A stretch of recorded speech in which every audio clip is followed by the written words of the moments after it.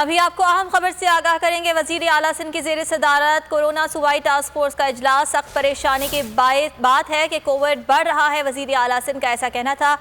صلاح الدین علی ہمارے ساتھ موجود ہیں، مزید ان سے جان لیتے ہیں۔ صلاح الدین، بتائے گا اجلاس میں مزید کیا فیصلے کیے گئے؟ جی بالکل، وزیر اعلیٰ سندھ سید مراد علی شاہ کی صدارت میں جو ہے وہ ابھی بھی کورونا ٹاسک فورس کا اجلاس جو ہے وہ جاری ہے۔ اس حوالے سے سخت پریشانی کا اظہار کیا گیا ہے کہ کورونا کی جو صورتحال ہے وہ روز بہ روز خراب ہوتی جا رہی ہے۔ جو کیسز ہیں وہ بڑھتے جا رہے ہیں۔ کراچی میں اس وقت جو کیسز ہیں وہ 26.32% جو ہے وہ ریکارڈ کیے گئے ہیں، اور صوبے بھر میں جو انہوں نے بتایا کہ جو بریفنگ دی گئی اس میں بتایا کہ صوبے بھر میں جو کورونا کے کیسز ہیں ان کی شرح 12.7% ہے۔ تو اس حوالے سے وزیر اعلیٰ نے تشویش کا بھی اظہار کیا ہے۔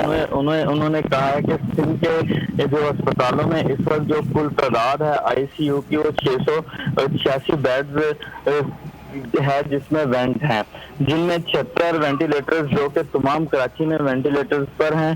اور جو وزیر اعلیٰ نے کہا کہ محکمہ لیبر کے جو 3 ہسپتال ہیں اور پولیس کے اسپتال میں جو کووڈ وارڈ ہیں وہ بھی انہوں نے بنانے کی ہدایت کی ہے، اور عباسی شہید میں بھی فوری طور پر انتظامات کی ہدایت کی گئی ہے۔